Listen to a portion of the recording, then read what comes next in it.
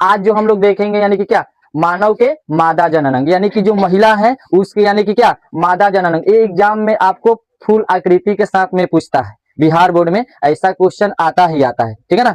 तो सबसे पहले यहाँ पर हम लोग देखेंगे, क्वेश्चन करेगा कि मादा, यानी कि डायरेक्ट क्वेश्चन करेगा कि मादा जनन अंग के प्रमुख भाग कौन कौन से हैं, कौन कौन से हैं। तो उसमें आप याद रखेंगे जो यानी कि महिला होती है उसके प्रमुख मादा यानी कि भाग कौन हो जाएगा, यानी कि फैलोपियन ट्यूब हो जाएगा, अंडाशय हो जाएगा, गर्भाशय हो जाएगा, योनि हो जाएगा, हाइमन हो जाएगा और भग हो जाएगा, है कि नहीं।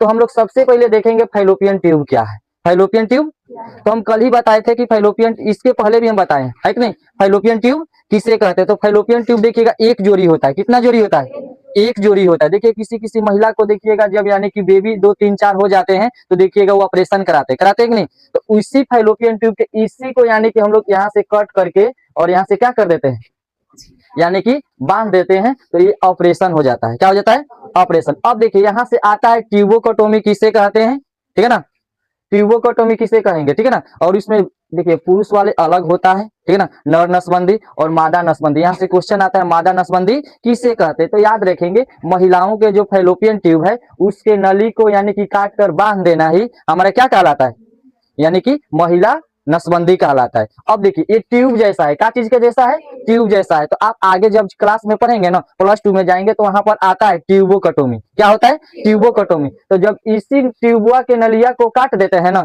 और काट कर बांध देते हैं तो इसी को हम लोग कहते हैं ट्यूबोकटोमी। क्या कहते हैं जी।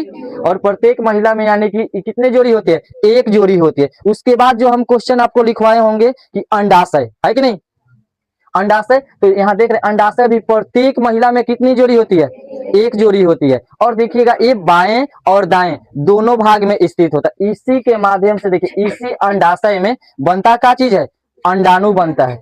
इस अंडाशय में क्या बनता है, अंडाणु बनता है। क्या बनता है जी, अंडाणु बनता है। देखिएगा और ये देखिए अगर मान लीजिए कि अभी ये दिसंबर चल रहा है तो दिसंबर में इधर बनेगा तो जनवरी में इधर बनेगा।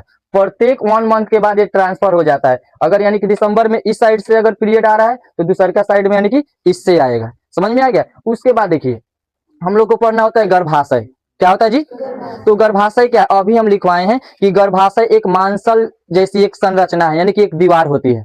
कैसी होती है, मांस देखते हो वैसा ही एक संरचना होता है, उसे हम क्या कहते हैं, गर्भाशय कहते हैं। इसी गर्भाशय में देखिएगा भ्रूण आकर क्या होता है, विकसित होता है। यहीं पे भ्रूण यानी कि देखिए ग्रो करता है।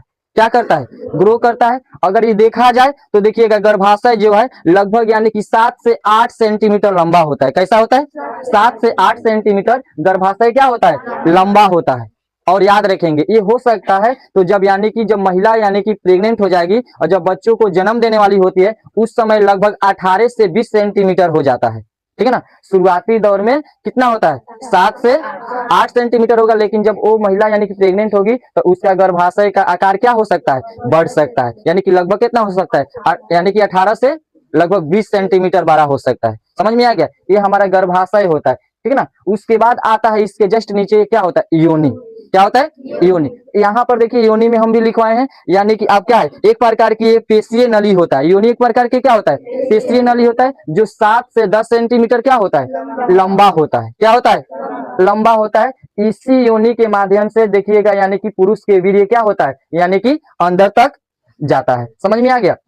ये देखा जाए तो देखिए इस योनि के नीचे एक यानी कि देखिए पतली झिल्ली होती है जिससे हम क्या कहते हैं, हाइमेन कहते हैं। देखिएगा भग के इसी पर यानी कि पूरा एक झिल्ली जैसा क्या लगा रहता है, एक परत लगा रहता है। क्या लगा रहता है, जो भग होता है इस पर एक प्रकार की यानी कि एक पतला झिल्ली होता है, उसे हम क्या कहते हैं, जिसे आप सुने होंगे बहुत सारे यानी कि देखिएगा यानी कि लगभग यानी कि किशोरावस्था में बहुत सारी लड़कियां होती है जिसको यानी कि पीरियड अभी क्या हुआ है, चालू हुआ है। तो उसमें देखिए बहुत सारे ऐसे लोग बोलते हैं यानी कि देखिए एक मिथ्या भी है यानी कि झूठा भी है, हम इसको तरकीब यानी कि नहीं मानेंगे। बहुत सारे ऐसे लोग बोलते हैं कि देखिएगा ये लड़की यानी कि 12 साल 14 साल के से प्लस हो गई, पीरियड आना चालू हो गया तो इसका मतलब कि यानी कि ये रिलेशनशिप में होगी। ऐसा कुछ नहीं। जो हाइमेन होता है ये पतला एक प्रकार के झिल्ली होता है, एकदम पूरा पतला झिल्ली जैसा होता है, जो आप समझ जाइए यानी कि प्याज देखें तो प्याज में देखिएगा इसे फाड़ते हैं तो देखिए एकदम पतला झिल्ली निकलता है, निकलता है ना। सेम उसी प्रकार का एक झिल्ली होता है हाइमेन। ये देखिए किसी कारणवश से हो सकता है तो लड़की यानी कि साइकिल चलाती हो या स्कूटी चलाती हो, किसी कारणवश से अगर गिर भी जाती है, ठीक है ना, तो ये हाइमेन क्या हो जाता है, अपने से फट जाता है, टूट जाता है, ठीक है ना। लेकिन बहुत सारे ऐसे लोग बोलते हैं कि नहीं, अगर वो लड़की यानी कि क्या हुई है, अगर यानी किसी से रिलेशनशिप बनाई है तभी यानी कि हाइमन टूटता है, जो बात 100% गलत है।